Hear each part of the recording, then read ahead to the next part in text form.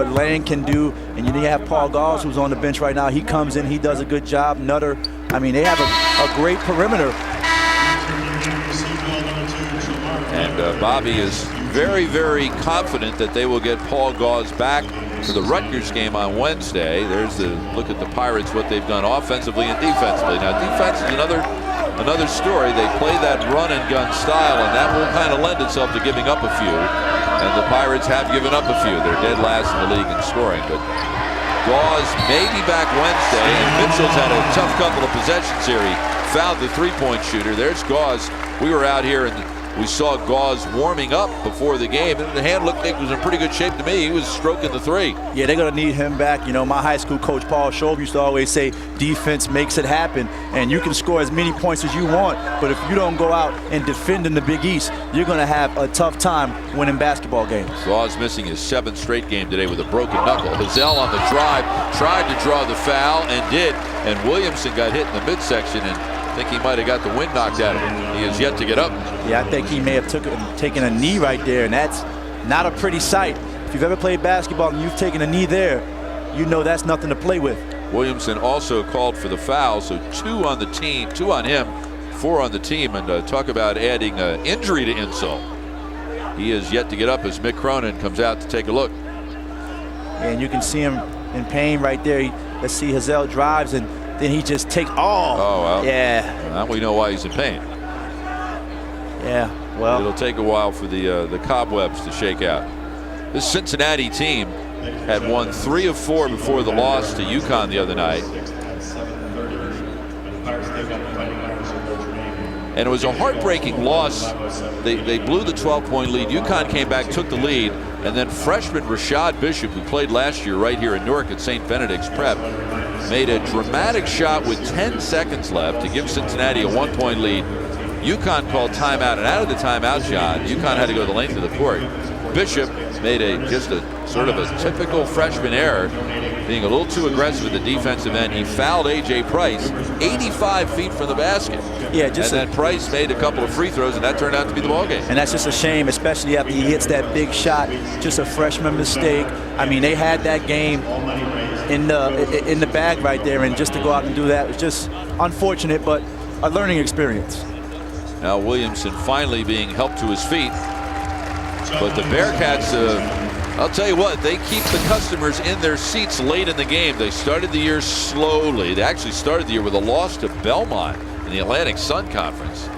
And then since that 4-7 start, among those wins, a road win at Louisville, home wins over nationally ranked Pitt and Villanova. They darn near got a win over UConn. That's a UConn team that very likely, John, is going to crack the top 25 tomorrow, coming off a win over 13th ranked Marquette a week ago today, the win at Cincinnati, and then the win yesterday at 8th ranked Indiana when they were shorthanded. Yeah, in my opinion, I think they're the 2nd best team in the Big East right now. Obviously, Georgetown is the cream of the crop, but UConn has a lot of pieces, and we didn't have, you didn't see Jerome Slice and Dyson, which I call him. He didn't play yesterday, and they had Doug Wiggins. He was also out, but I mean, top to bottom, 5 guys on the court. They have a tremendous starting 5.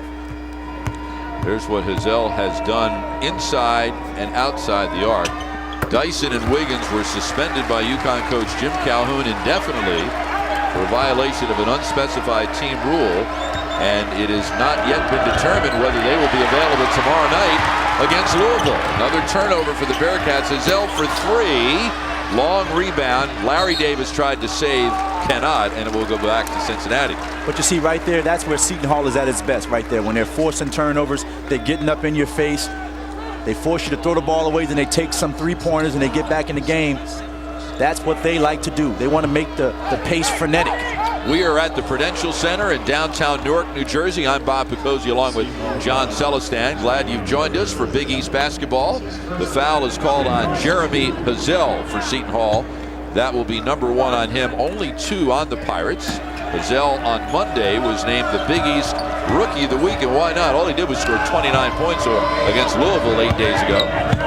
8 3-pointers, 2nd most in Seton Hall history, 2nd most by any player in the Big East this season, as a freshman no less. And he was shooting some deep shots. I mean, unlimited range for Hazel. He made one from the corner of Lafayette and Broad Street, I think. Down low, Horitzonyuk. Shot clock at 5. Passes out to Warren. Shot clock at 2. Lets it go. Rebound inside by the big fella, Okeson. Good defensive possession right there by Seton Hall. Keeping them out the paint, forcing them to move the basketball, taking a tough shot at the end of the shot clock. Pirates fell behind 9-0 early. They're now within 3. Inside the 9-minute mark. Lang sets the screen. Deep 3 by Larry Davis. Rebound tipped up by Okeson. And coming away with it is Horitzonyuk. Here's Vaughn. It's been a quiet first half so far for Vaughn, John. Yeah, he's been pretty quiet, but he can fill it up. I mean, just when you think he may be out of the game, he comes and he knocks down 20 in the second half, so you have to stay on Vaughn. And a turnover for the Pirates. They're fourth. Golf fans and club pros, it's not too early to start thinking about the 2008 ESPN National Golf Challenge. Log on to ESPNGolf.com to sign up your course as a host or to find a local qualifying site in your area. Be a part of the search for America's best twosome. There's a look at Marvin Gentry, one of 5 junior college transfers. Mick Cronin had to go the junior college route when he got here last year. The rules state you have to have 5 players on the court. He didn't have any players. We already mentioned he used football players, he used walk-ons, and he had to fill the roster, so he went out. And the short-term solution was to get some junior college help. Yeah, somebody has to suit up. Somebody has to get out. What a tough shot by Harvey. Okeson tried to tip it in. Last touch by Cincinnati. Seton Hall trying to extend its winning streak to 4. They were down 9 early. They're now within 3. If you want to make your hard-earned dollar go a whole lot farther, get ready.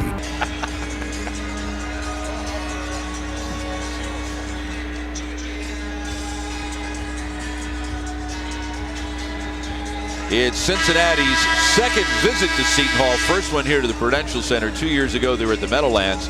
And so far, the big story in the first 12-plus minutes, John, is the job defensively that Seton Hall has done on Deontay Vaughn. Yeah, you're talking about a guy who scores 17.6 points per game, shooting 47% from the field, and hasn't really gotten going today. 1 for 3 already from the floor. Hasn't really looked aggressive at all either, but you got to watch out because these type of scores, they erupt. That's right. Mick Cronin told me that Deontay cannot allow the opponent to take him out of a game. It's obvious. I mean, it doesn't take a genius to figure out you're playing Cincinnati, you try to stop Vaughn. You put as many resources on him as need be. He's the only player averaging in double figures, but he says Deontay has to work hard to get open and has to never stop moving. Nice drive to the hole by Nutter. And Nutter's starting to step up. He's starting to step up. He knows he's a senior, and he knows his career may be winding down here at Seton Hall, and he's definitely been scoring over the past couple of games. He's got 13. Seton Hall starting out slowly from the floor. Cincinnati doing a job in the paint on the Pirates. Cincinnati is not a very strong team inside, but they are so far today. The reverse layup no good by Sykes. Rebound Nutter saves to Lang, and Seton Hall with a chance to take the lead here. They have not yet led. They trailed 9-0. Harvey, the no-look pass to Okeson. Pass out to Lang. Deep 3. Got it! And Lang had all day right there to set up his feet. You give him that much time, he's going to knock it down. First lead of the afternoon for the Pirates. Substitution for Cincinnati. Warren will come back in for the Bearcats as Gentry gets a rest. We'll look at Lang. Three-pointers not really a big part of Lang's arsenal. Yeah, but if you leave anybody wide open and you give them that much time to wind up and shoot the basketball, I mean, my little sister can knock that one down. Lang's 16th 3 of the season. Vaughn. On the right, it's Bishop. Played 4 years at Kennedy High School in Patterson, and then played for former Seton Hall guard Danny Hurley last year right here in Newark at St. Benedict's Prep. Same alma mater as Pirate point guard Eugene Harvey. Bishop went up, lost the handle, and here comes Eugene Harvey. It's a 3-on-2 of Harvey.